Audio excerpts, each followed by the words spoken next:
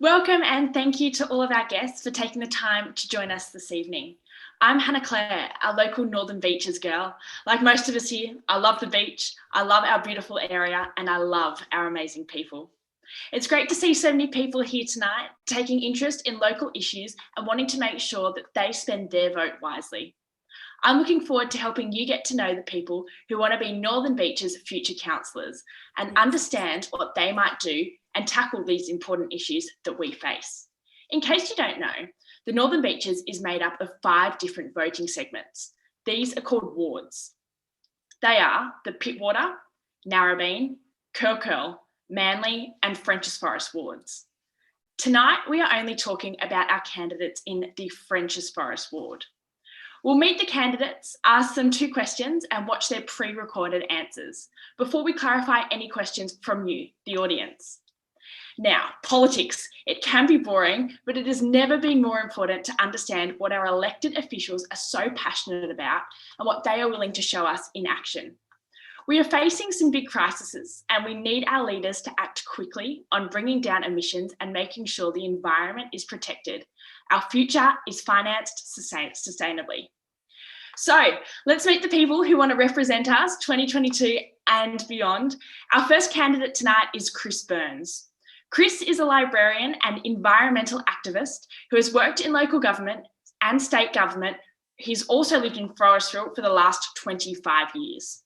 Can you tell me what's so important to you environmentally, Chris? Hi, everyone. Thank you, Hannah. What's important to me environmentally? A whole heap of things. Obviously, climate change and decarbonising the way we live. In the tree canopy, the mature tree canopy, retaining what we have, because I think a lot of it's under threat. I'm also campaigning for changes in our waste collection that will lower methane emissions from landfill. And wearing my librarian hat, I'm campaigning for a toy library service for the Northern Beaches, which will cut down on plastic waste in Kimbriki. Thank you. Fantastic. Thank you, Chris. Next up is Chris Sharp. Chris Sharp is an independent candidate. Chris has been a Frenchs Forest resident for 55 years. His background is telecommunications and business administration. He says he wants to provide a strong representation and voice for the community of the Forest Newtown development and flood-proofing the Wakehurst Parkway. So Chris, can you tell me what is so important to you environmentally? Well, basically living here for 95% of my life, it's about protecting what we have and also about retaining our amenity, investing in smarter solutions. I've got a telecommunications background, so I believe technology is the way we're going to combat carbon and bring in what I fundamentally is pushing about is sustainability. It's a catchphrase, it's one word, but it's something you have to apply to nearly every silo that we work in, whether it be sustainable living, sustainable gardens, sustainable bushland, sustainable politics, sustainable finance, sustainable everything. So it's a way that we need to focus on all of those aspects and then doing it from a council perspective with a front line to our communities. We will have to work in with the higher governments, but typically we deliver a lot of the face-to-face services. So it's not just about roads, rates and rubbish like the old tag used to be. We really want to protect what we have and enhance what we need to do to keep it as looking as pristine and as perfect as we can for the future, for your generation and beyond. Thanks, Chris. It'll be great to touch on sustainability a little bit later. Next is Stuart Sprott. Stuart is a Frenchs Forest born and bred. He has served as a councillor since 2017 and is passionate about his local community, as well as in protecting the environment. Stuart, can you tell me what's so important to you environmentally? Yeah, thanks, Hannah. I've lived here all my life and I've seen the place change, and I had a great childhood and I want to protect what we've got. The tree canopy is very important to me. When you say environment, that encompasses so many different aspects. You've got the beach, the creek systems, the bushland. The environment is where we live. So it's protecting a lot of different assets throughout the environment, and open space and tree canopy is what I've been banging on about for the last 4 years in council, and pushing through open space and tree canopy. I did the urban tree plan, and that's why I'm here to continue to and to make sure we do sustainable development in the new town, Frenchs Forest Town Centre. So yeah, that's why I'm going to go again. Thanks, Stuart, and we look forward to delving into that a little bit later. Next, we have Sarah Baker and Michael Regan, who are from the Your Northern Beaches independent team. Michael Regan has been the Mayor of Northern Beaches Council since 2017, and prior to that, the Mayor of Regan Council. He's passionate about serving the community and giving the community a strong independent voice. Michael, can you tell us what's important to you environmentally? Yeah, look, just very quickly, I guess, is maintaining council's strong position now as being a state and a national leader on environment and how we care for it. We've got the climate change happening in a rapid rate. We've got the mitigation aspects we've got to deal with as well. So reducing emissions is critical for our council. The more we can play a lead on that, the better we can help the community and the businesses. Businesses make up the most important part of the emissions, and we really need to help them drive that down and play a role, like we have through the state and with government, to rewrite those policies. So working with state government in particular, where we can have the most impact and the most influence, where we currently have the most influence and most impact, that's critical for me to make sure that we continue to do that. So, and then focusing that locally is a must, as Stuart said. I mean, we've picked up the old tree canopy policies. That's just one area. There is so much more to do. And as you said, it sounds like we're going to talk about that later. So I'll leave that for later. So I can see our next candidate, Sarah's there. Yeah, fantastic. And we will introduce Sarah briefly. Thanks, Michael. Sarah is a mother of two and has lived in the Frenchs Forest for more than a decade. Her corporate background is in finance and healthcare, but her passions are for democratic engagement, civil liberties, and preserving the environment for future generations, just like me. So, Sarah, what's so important to you environmentally? Thanks so much, Hannah. So yes, I have only been here a relatively short time compared to the other candidates. Northern Beaches for almost 20 years, and my children were born here and grown up here. Look, we absolutely love where we live, and I'm very conscious of how lucky we are with our beaches and with our bushland and so on. And I do feel that I have a personal responsibility, but we also have a collective community responsibility to preserve and protect for future generations. And it's not just for future generations of people, it's all life. We need to preserve biodiversity, flora and fauna, and make sure that there's no more habitat loss, and there's certainly no more species lost as well. The other thing as well is that I've seen some fantastic plans being developed over the years through Northern Beaches Council, and such as the draft urban tree canopy plan and the environment and climate strategy plan. And they have some fantastic pointers for how we can progress and bring the community on the journey. So I would really like to see those points turn into action from talking points. I think we're at the point now where we really need to convert to action. And I think the best way we can do that is to track progress and to be very transparent and to bring businesses and residences along on the journey with us.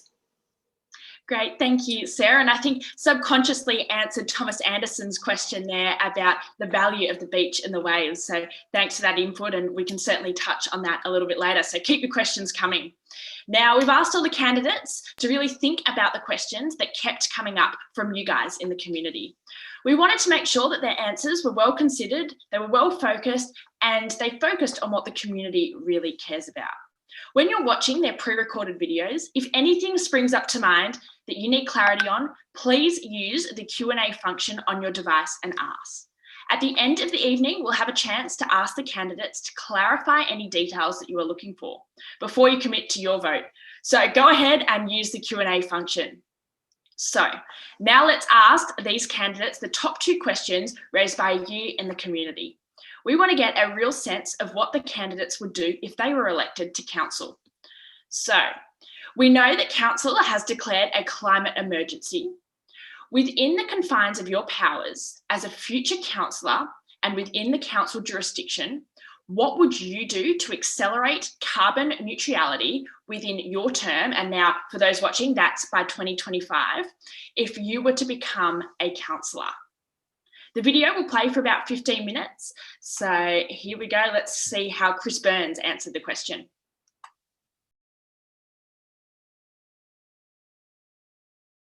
Hi everyone. Thanks in large part to the work of outgoing Greens councillor Natalie Warren, Northern Beaches Council declared a climate emergency in 2019. In the 2 years since then, a lot's been put in place, but it's clear that there's a lot more to do. Net zero by 2050 has become less of a useful target and more of a piece of useful greenwashing and spin. It's clear that concerted action on climate change, i.e. real decarbonisation, requires a massive effort from both the federal and state government, but councils can play a role too. By far the largest contributor to CO2 emissions on the Northern Beaches is private electricity consumption, and there's obviously only a marginal impact that the council can have there. But doing things like advocating for the highest sustainability standards and where possible mandating them will have some effect. So I'm puzzled why the proposed changes to the Warringah LEP that cover the new town centre at the Forest High don't currently do that.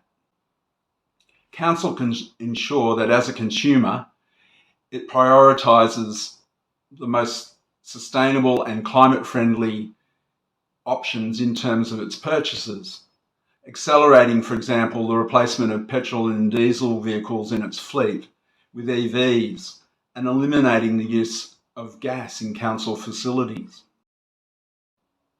One of the larger carbon and methane sources that council does have a direct relationship with is landfill. The state government is mandating that all garden and food organics be removed from landfill by 2030. We should do that now rather than wait. The Northern Beaches Council should provide a full FOGO waste service. Our current contract runs out in 2028, but the state government is providing assistance and advice on grandfathering existing contracts and on doing things like consortia purchasing of waste services. This is some of the infrastructure that needs to be in place for when 2,000 new dwellings are put into the Frenchs Forest High development site. To stop further tree canopy loss, we'd moved to create a register of significant trees and educate residents about the value of trees and their effectiveness in cooling our environment and saving them money on cooling costs for their own homes. As I said earlier, a lot could be achieved by accelerating the existing council strategy. If elected on December the 4th, climate change and decarbonisation will be a major focus of my work. I will be a strong advocate for things like better and more sustainable public transport to decrease the need for private car travel, real solutions to the certainty of sea level rise, which may include things like planned retreat and the relocation of significant infrastructure, and other environmental matters that are the province of state and federal government. We've declared a climate emergency. Let's get on with it. Vote Group D to decarbonise in Frenchs Forest.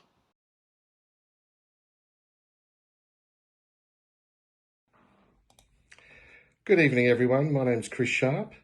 I'm running as an independent in the Forest Ward at the upcoming council elections. In response to the questions that have been sent to us in relation to what I would do to accelerate the environmental and reaction and response to the effects of climate change and what we can do environmentally to accelerate our achievement of trying to get to carbon neutral by 2030.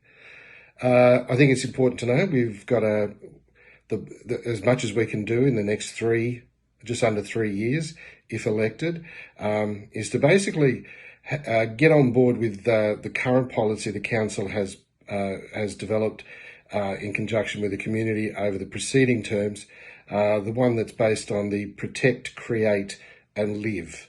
And it's a strategy that's current and going up to, I think, 2040.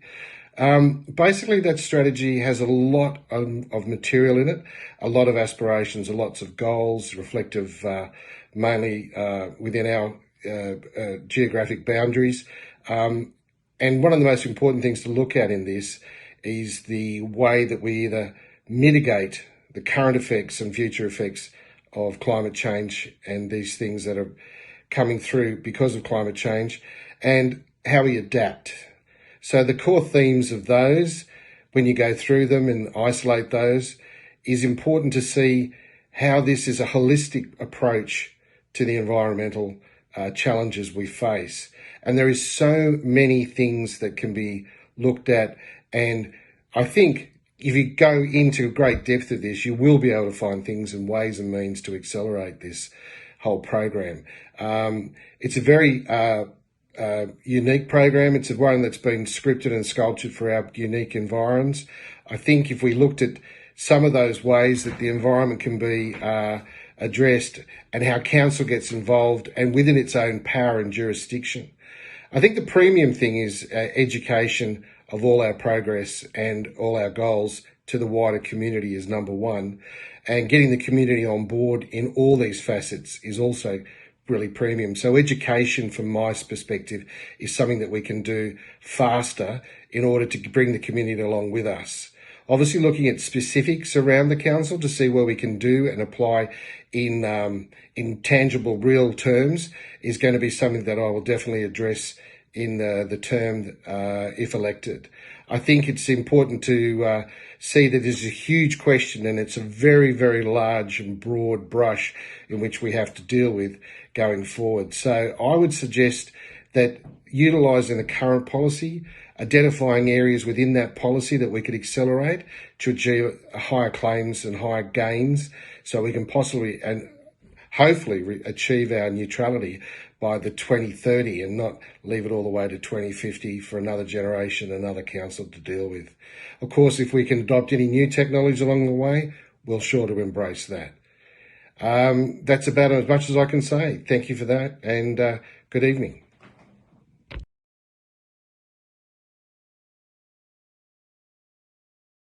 Hi. I'd like to firstly acknowledge the traditional owners of the land that we're meeting today and pay my respects to elders past and present. My first realisation of the importance of getting council to carbon neutral was early on in the piece when I first got onto council. I realised that we needed to do as much things as possible to achieve this. That's why I got the rooftop solar motion through council early. We're now up to about 900 megawatts of power that's being generated from rooftop solar on council buildings. This is extremely important to reducing our carbon footprint and reducing costs to ratepayers. I also moved the motion for the urban tree plan, planting 5,000 trees every year for the next 20 years, 100,000 trees in total. This is hugely important to not only to the environment but also to reducing the urban heat effect for our cities and town centres. So I've been a staunch supporter of all environmental policies and motions through council, not only the ones that are reducing our carbon footprint, but also protecting our beaches, our waterways, and river systems.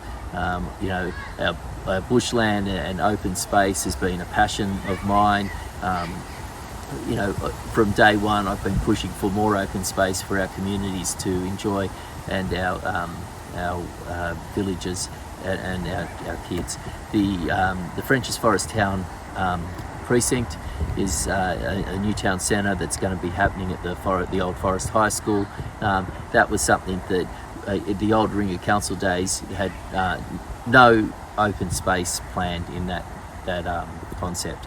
I got onto Council. I've managed to secure 15,000 square metres of open space, usable open space for the community, not just a soccer pitch or a cricket pitch, but a domain style park that is there for the community to use, with picnics and just open space for everyone to use. These are all things that I've been pushing through Council. I'm passionate about the environment. I grew up in French's Forest. This is it's been a very important part of my life as a childhood, and I just want to pass that on to other children and give them the opportunity that I've been so lucky as to get as a child growing up. And I see that these things are things that we can do to help our community. All right, thank you.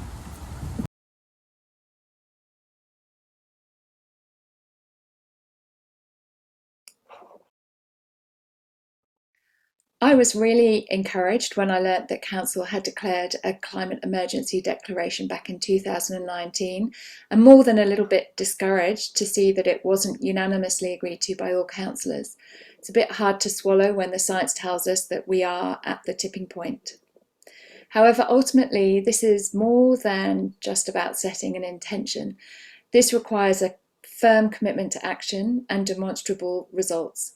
To coin a phrase, no more blah, blah, blah. Northern Beaches Council is already 80% of the way towards achieving its goal of net zero by 2045 and has more ambitious targets to reach that by 2030.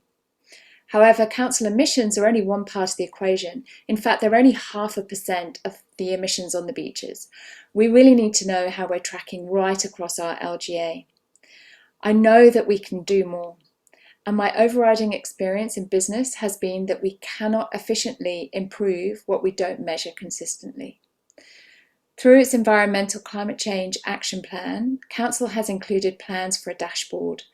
Within my first 60 days of being elected, I would spearhead this and put it on the website so that we can track our success as an LGA going forward.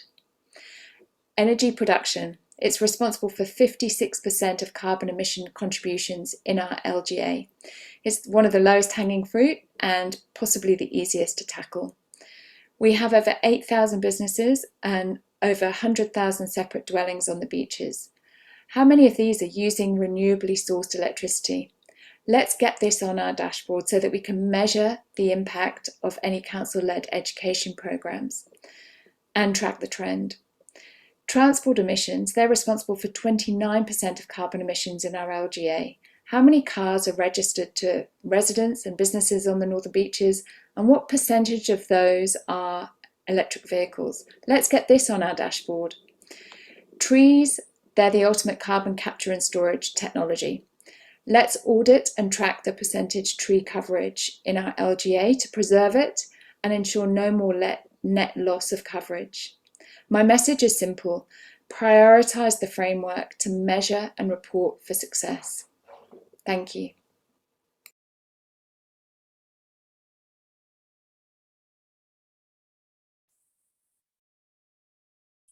It's important to me to get to net zero ASAP. I wanted a climate emergency back in 2019 and voted for it, unlike some of our Liberal councillors. Council renegotiated our energy contracts and switched to 100% renewable energy for all of its power. That saving rate pays $1.7 million over the next 7 years and put Council on track for net zero, not by 2050, but by 2030. We have led the way and have used our long-term relationships with other levels of government to provide input to the state waste policy and to remove red tape around implementation of solar projects. Over what Council can influence, we've already reduced our emissions by 80%, well ahead of the 2050 target. A strategy puts us on track to meet the Paris Agreement and the UN Sustainable Development Goals by 2030. But there's more we can do. 44% of emissions in Australia actually come from business, which is outside our remit, but that I, as a leader in this space, actively seek to engage with and influence. We are encouraging businesses to install solar panels on roofs and break down the barriers that block renters from installing solar. I'd like to see better dashboard of sustainability KPIs for businesses and work out how to best incentivise further carbon reductions. Residential homes contribute only 20% of the emission, but the advocacy pressure they provide is important to create a ripple effect of change. In homes and businesses, I'd like to see higher uptake of solar and EVs. So we've partnered with the Ausgrid and Jolt to put fast chargers in the LGA using existing infrastructure. Again, the first council to do this and with the permission of the state government. We'll be installing solar and batteries on community centres to reduce our community emissions. We've provided the first solar community battery with Ausgrid, the first one of its kind on the East Coast, and have identified a number of additional sites that we can expand that out across our LGA. We support community groups that convert people to using solar panels and EVs, the top sources of residential emissions. Now, if I'm re-elected, I would like to go further towards net zero by leveraging my great relationship with the state government in particular and rewriting the LEP DCP to protect the tree canopies and to bake in the sustainable practices like basics, better basics would be better, for new buildings or DAs, so we have a sustainable built environment. And incentivising and encouraging businesses to switch to solar or renewable energy, divest their funds and using EVs in their fleet. Delivering on a project to give biodiversity credits for major infrastructure projects alongside the state government is critical. Trying to influence the state government to retain land in the LGA and use it for rehab or carbon sinks rather than selling it off. Council has done 80% of what it said it would do by 2045 by actually 2021. Not bad, hey? Now we need a strong leader to engage state government, businesses and residents to create a ripple effect of change that will get us to net zero. Now I recommend you vote for your Northern Beaches independent team to lead that charge and keep politics out of local government and urgently drive down our emissions. That's the goal.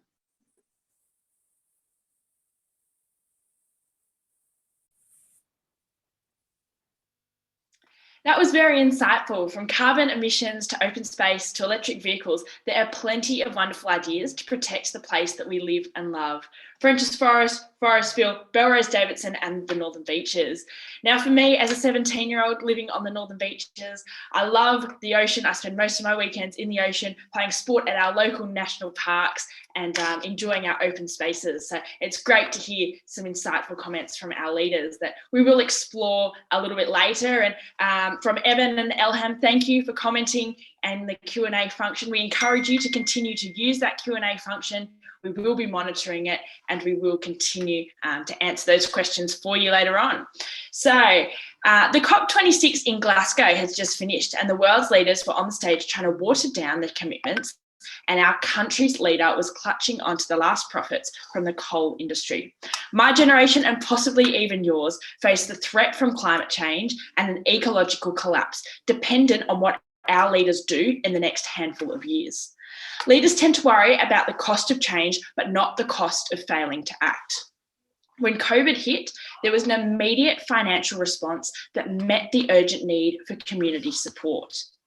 This environmental crisis that we face, it needs money behind it so we can transition into a cleaner environment and a survivable future. Money won't be able to buy back our safety, our oceans, our dry soil, our flooded or burnt infrastructure. So it's important that we ask the questions now of our possible leaders. So I'll move on to our next question, and here it is. Where would you recommend Council draws the money from to fund your recommended high impact environmental projects? Now we're going to start with Chris Byrne this time, so take it away.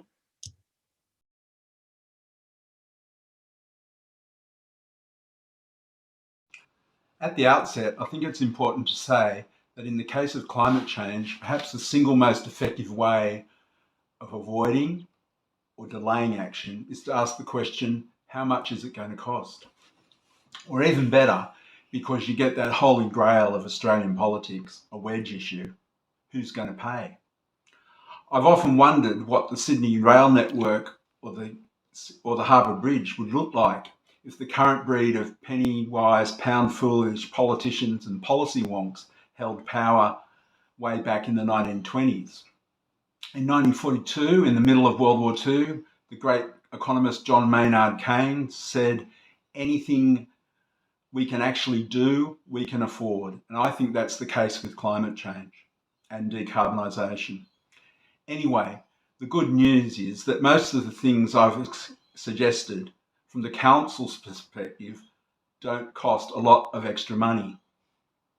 In many cases, it's more a matter of bringing forward expenses we know we're going to have to make at some stage. Replacing the council vehicles with EVs is one such example. It wouldn't be done all at once. And the recent changes in government policy only announced last week show that this sector is going to drop in price and cost. For other proposals of mine, like the toy library, there are funding sources like the grant schemes that the State Library administers for the Library Council of New South Wales. Likewise, with the proposal to introduce the FOGO bins, we will be able to take advantage of New South Wales government assistance. The council already has consortia purchase arrangements for road building materials, and as someone who was involved in a government-funded project in the 90s to aggregate internet demand and provide internet connections to all New South Wales councils, I know the benefits of inter-council cooperation. How we pay for things is always a matter of priorities, and my priority is climate change.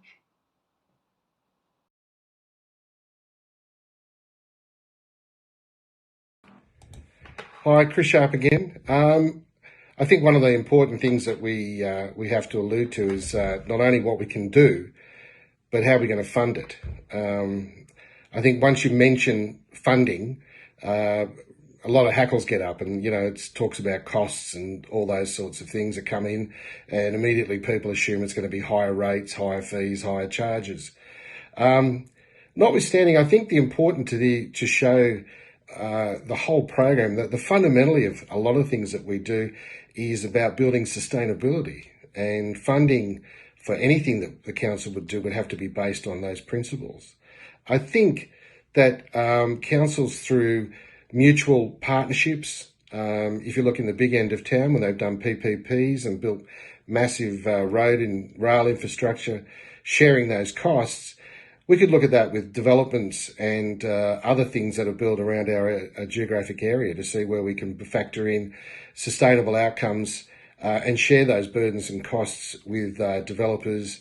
And obviously we'd be looking for additional grants from either the federal and state governments, and looking for go-to programs and ideas that we could then utilise and share that knowledge and share the cost with our other tiers of government, rather than just stinging local ratepayers. Because some of our natural wonders here are for everyone to use, especially when we look at the beaches and the natural waterways that we have around our wonderful environs. So I wouldn't necessarily just have to, say I'm going to try and grab extra funds or charge rates. I think we have to be clever. Now, I know council is looking at reducing their carbon footprint one way by using renewables, renewable energy suppliers, which I think is fantastic. If we look at how we can do partnerships with, people who may be doing developments or redevelopments or governments and that sort of stuff, I think we can share burden, share cost, and utilise that to get our programs ahead. We should incorporate business as much as we can, as well as government, in bringing those parties together so we can get some positive outcomes that we can all use to build on for our futures. I think it's important that we don't try and look. I think one of the biggest debates we lost in the past is the carbon tax, how it was manipulated into something that was diabolical. Having said that, would have been a fantastic outcome if 15 years ago we'd actually set up that. It would have been a long way to investing that money into the programs we're looking for now.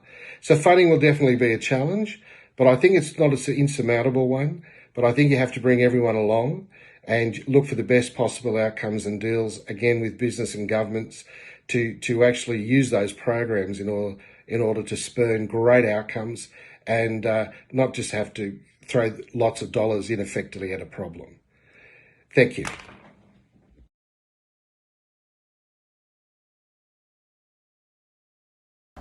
Hi. We've got so many opportunities on council to reduce our carbon footprint. Obviously, these things do cost money, and they're not going to be cheap. But by reducing our costs of electricity, etc., like things like that, we're actually saving money in the long run. So therefore, what money we can save on, say, rooftop solar, we put back into new projects. I've got some great ideas on things that I want to do to reduce the carbon footprint of the Northern Beaches. Things like the solar farm and battery storage at the Belrose Tip site. Now, they're things that we can do through state government or federal government grants. Council's got a great working relationship with them, and we can have them champion the project and help us achieve those carbon neutral targets that we want to achieve. There's other ways, things like the container deposit scheme. That was something that run by the state government that through my input through council, I got staff to apply to the state government, saving council or ratepayers a one-off fee of $900,000 plus $30,000 a month over the next term of this council. This is, things like that, by simply filling out a form and participating in a program through the state government, we can actually save money for the ratepayers. And that was an initiative that I started through council. Things like the garbage bins. There was a $19 million price tag on those garbage bins. By asking for a business case, we got that down to $13 million. Effectively, by asking one question through council, I managed to save $6 million through that one question for ratepayers. And they're the sort of things that we can do by keeping good fiscal management on our funds and spending the money in the right way. Then we'll have more money to spend on things that really matter. It's like a household budget. You spend the things on the things that really matter, and the luxury items, they come second. A lot of these projects that we've got to be financially responsible in the way we spend our money on it. The new town centre at Frenchs Forest, we're in a unique position here that we're going to build a town centre from scratch. That's a fantastic opportunity, and we're going to have we can build carbon neutral buildings that we'll have for the next 100 years. These sort of things are important. Anyway, I hope you enjoy the video, and thank you for listening.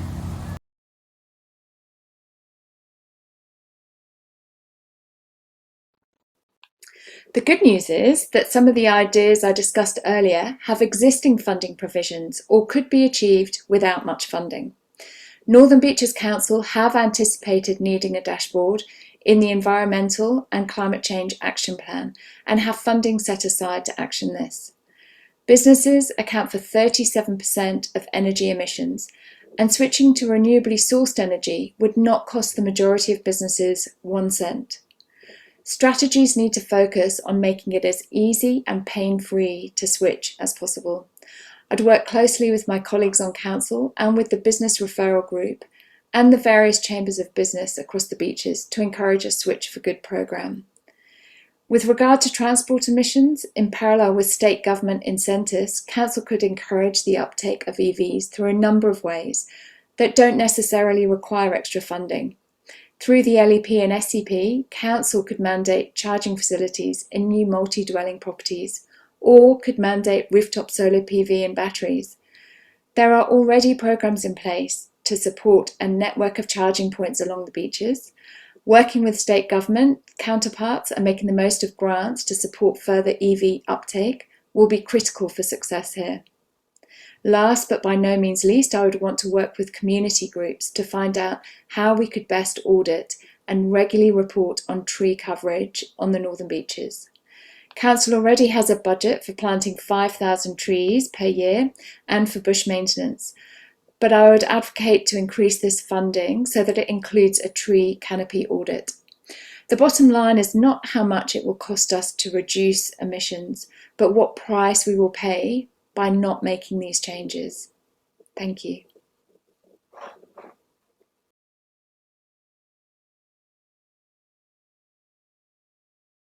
think the simple answer to this question is that you vote one above the line for your Northern Beaches independence. And I say that because I have some authority. The Liberals have not voted for one budget on this council, not one. Now, this council has put a lot of investment into the environment area across all sectors, as I mentioned in question one. And I think it's important with that stable leadership of myself and other experienced councillors such as Sue and Sarah that we get on with the hard decisions, the important decisions, and we make things happen. We've got a great relationship with our state government. We work closely with their bureaucrats, but also with their local MPs and the ministers. We're making a difference at that big level there, the top level there, and we're getting a lot of traction. We're helping them rewrite codes. And again, it comes from us working directly with them to influence the change. So I guess I come back to, if you want it funded, you put us, your Northern Beaches independent team, one above the line. We have a ticket in every ward, and it's really important that we do that. Give anyone else number two that you like, that's fine, but it's one above the line for us. And I can't stress it enough. We have the track record. When the Liberals talk about wanting to do what they want to do, which is cut rates, well, the only way you cut rates is cut expenses and cut services. And that's got to come from somewhere. And the easiest things are the environment usually. So look, that's the important message I want to make to you. We've got the track record for the last 4 years of investing in these initiatives and doing new things and partnering with state government in particular. There's one other area which we need to talk with state government about, and we already had this conversation with the EPA, who report to the state government. They collect $10 million of our money from the waste levy. So every time that your bins get tipped, they take approximately $10 million per year, and it goes into a fund which is supposed to come back in direct expenditure for education and other purposes. There's only so much money you can spend on education and like, so what more can we be doing? And why isn't that fund more flexible? And they're talking about the circular economy. There's billions of dollars sitting in there. We need to get that money and reinvest it back into the things that work, that we know that we can work. We're changing our fleet over, so there'll be significant costs in petrol there and servicing costs. So we can start looking at how we can reuse that into other areas. And I think that's really important. We'll see other savings in the area of our solar and investments and the like. So we need to look at what more we can do. But I think importantly, we've also got the mitigation works. Don't ever forget that. That's the one thing that's really quite hard with council, is that we have to mitigate those damages that happen in storms. So we've got insurance. We're self-insured. That costs money. So look, we're doing the right things. We're partnering with the state government. We're having a direct influence on it, and we need to continue that. And I can't stress that enough. Is voting for our team is a vote to continue the expanding the budgets, is to continue spending on education, directly on things like mitigation, directly on things such as the solar and the other investments in bush regen, waterways management, you name it. We do all those things, and we need to continue to do that. And more importantly, we have that exciting opportunity up at North Head, which can complement what we've done at the Environment Centre or even at Kimbriki.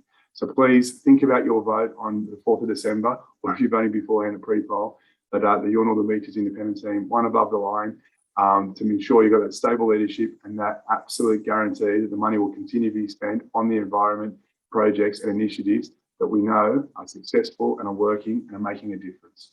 Thank you.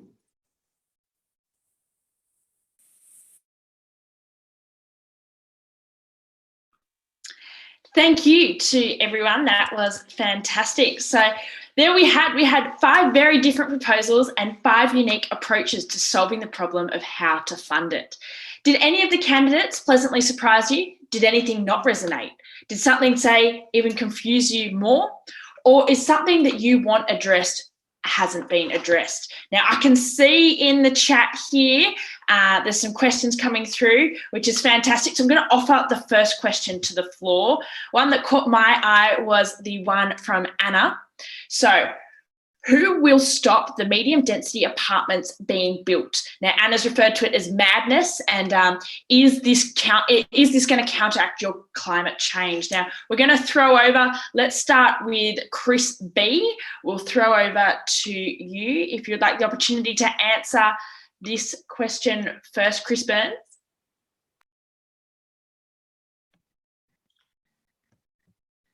Thanks, Hannah. I've done a fair bit of reading of the place plan and the associated documents for Frenchs Forest, the new town centre. And if I was on council, I would try and limit the height of the towers that are going to be built there. Currently, they're going to be the same height as the hospital.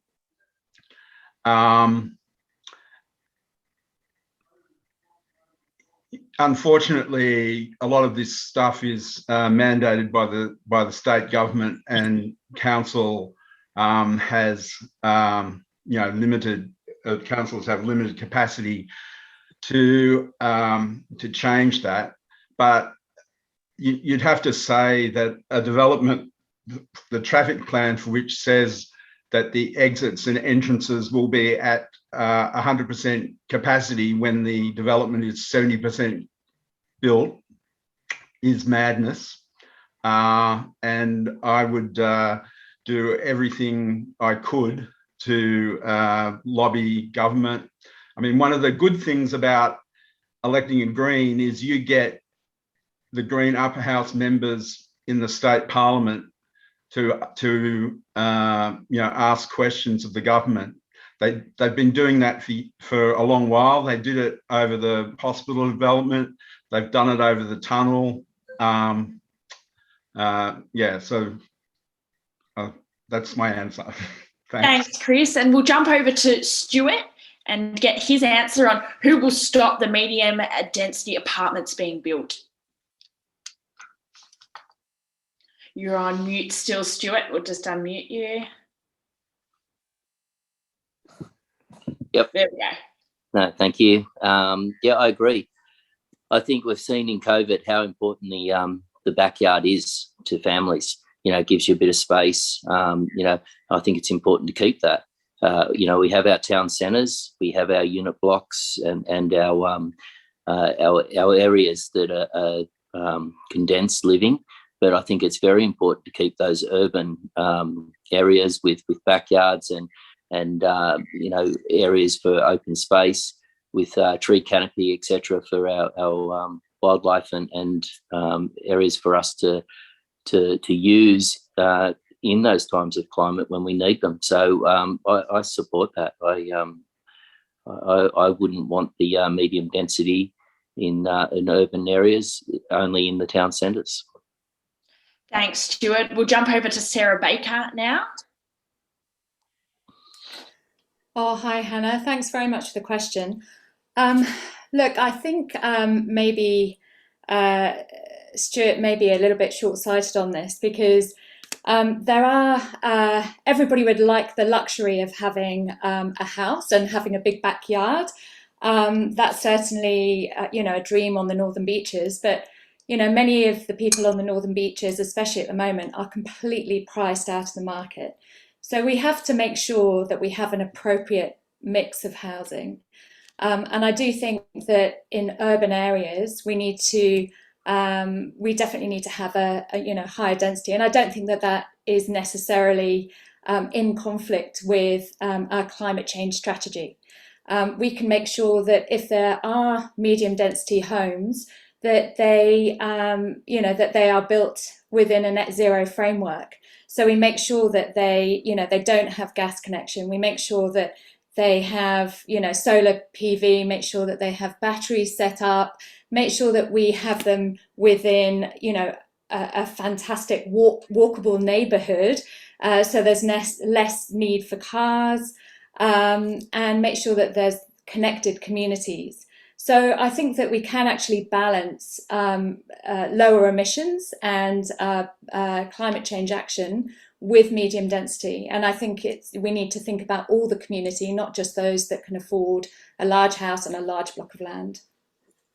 Fantastic. Thank you, Sarah. Chris Sharp, we'll get your thoughts now. Look, I couldn't agree with Sarah more. Predominantly, medium density is probably our only foot into an affordable home for younger residents. I can tell you, it's always been a catch-up game. In 1978, when I left high school, God, that's a long time ago, I can tell you within the first 10 years, we had a reunion. Out of the 200 or so people who finished their year 12 then, only 52 could afford to live on the northern beaches.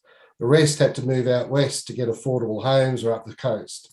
So medium density does give us an opportunity to give a bigger range of affordable. Even though it's a lot of money, it's still more affordable than, say, a domestic house.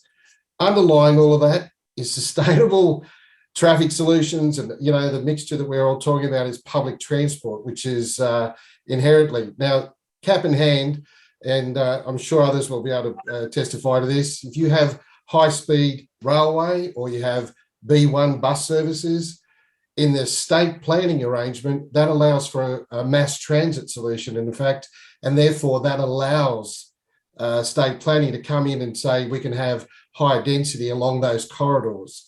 I think it's only with a consensus of a strong, vibrant council, a mixture of all faiths, if you like, that has a consensus to protect the amenity of the whole of the northern beaches, from the beaches to the bushland. It's all so key, but we need to have that blend. And then when you look at developing the houses, they have to be sustainable, and that's all built into the models as well. So solar, sustainable, recycle, reclaiming water, all these smart things that you can do with the building and get that right balance. Well, that's the goal of all councils, and I'm sure it's going to be the goal of the next one. Thanks, Chris. Some great points there. And Michael, we'll finish up with you. What are your thoughts on medium density housing? Yeah, look, I endorse everything pretty much Sarah said and pretty much everything Chris said as well. I think to give you a slightly different angle, absolutely, obviously we all need to be net zero. The housing going forward, the LEP needs to change, the DCP needs to change. We'll work with the state government right now making that happen. There's some great things happening nationally which we have potential influence.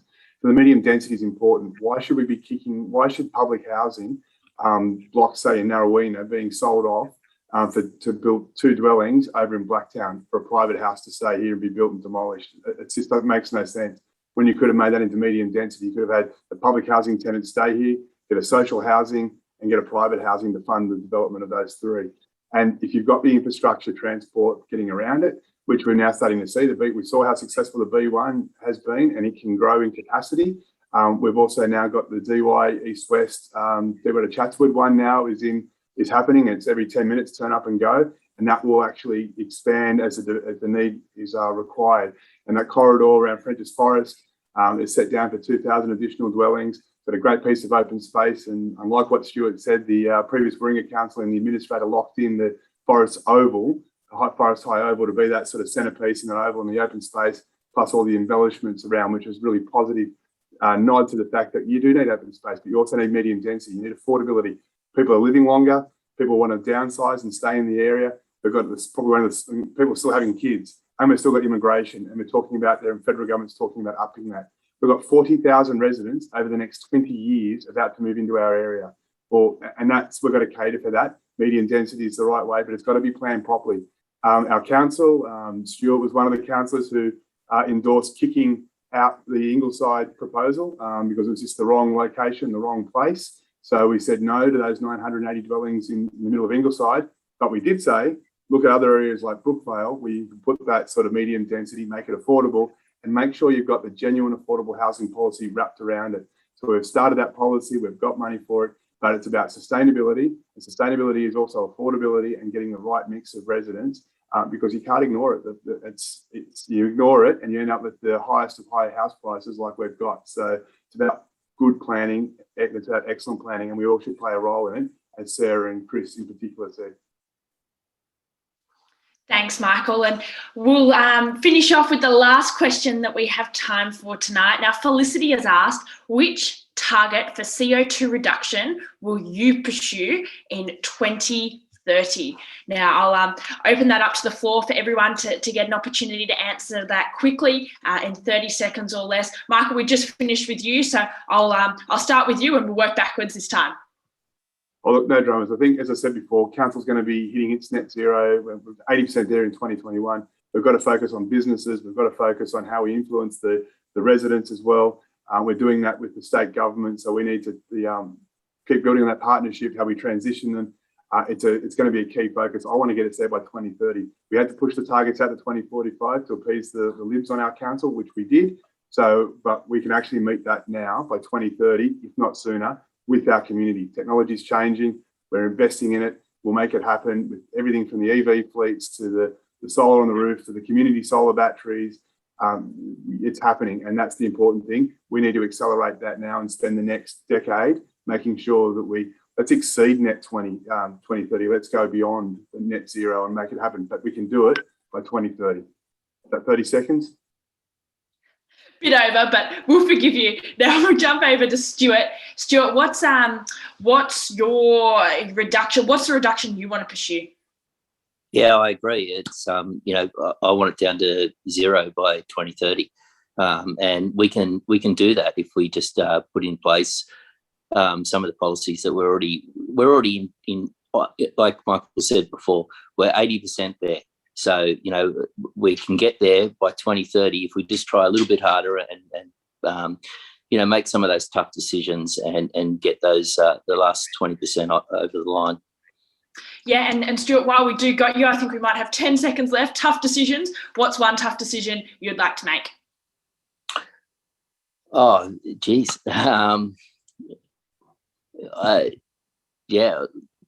It's the cars. I think the changing our fleet, that's going to be a tough one. We've got trucks and heavy vehicles as well. The round town cars, they're easy to do. They're already on the market, but the larger trucks we're going to struggle with. The technology's just not there yet to get that across the line. So. Fantastic. Thanks, Stuart. And hopefully that's provided a little bit of insight for our viewers. Now, Chris Burns, we'll jump over to you. Just get you to unmute as well, Chris. Sorry, definitely net zero by 2030 is Green's policy. Net zero by 2030, and how are we going to do that?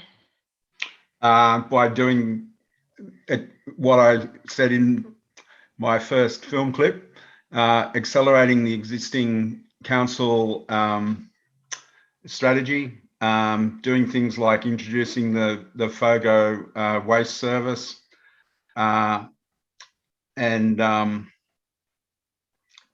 making it a priority for the council.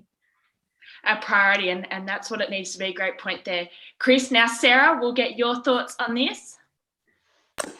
Hi, so it really is going to take a multifaceted approach. I don't think it's as simple as just saying what one thing can I focus on. However, I do think that if we're going to focus on one thing, it needs to be the lowest hanging fruit, and it needs to be the one that we will have the most impact for our LGA as quickly as possible.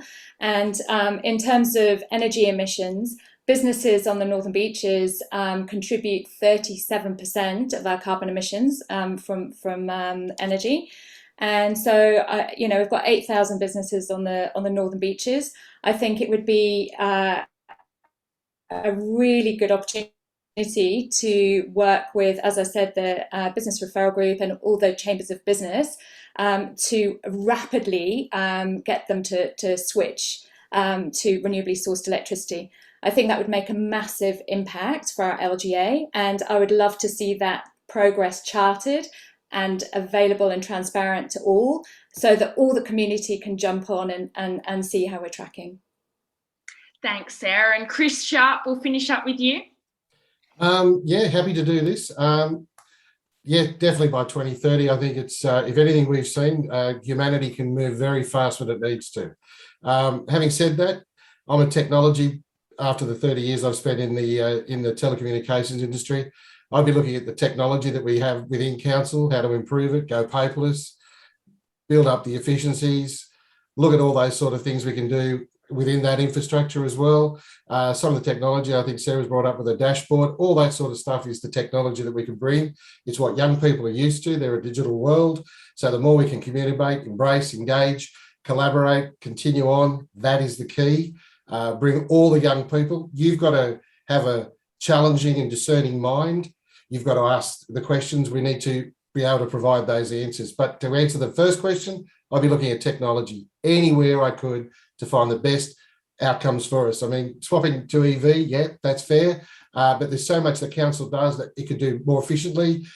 We could work in commercial contracts. We could ask the people who tender for our services, what have you done to reduce your carbon footprint? We could look at that as an incentivization for businesses that engage with us to get them to bring down their footprint as well. So if you want to do business with us, you got to do business like us, and that'll be the key for going forward.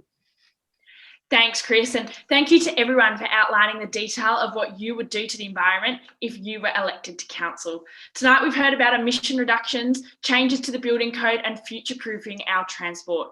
There was a diverse response to how each of you would tackle the biggest crisis of our time. Now, Frenchs Forest voters, the power is in your hands to keep our future free of fossil fuels. Get in your renewable energy vehicle or take your push bike down to the local school or community centre on December 4 to make your vote count.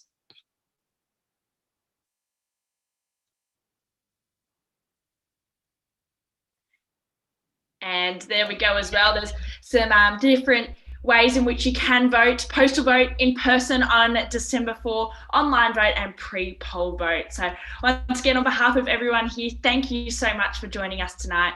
It was great to engage in some fantastic discussions, and we really appreciate your time. And just here as well, you're able to contact any of our councillors today if you would like to share any of your questions that did not get asked. Here are the contact details for the councillors that were on here tonight. So thank you.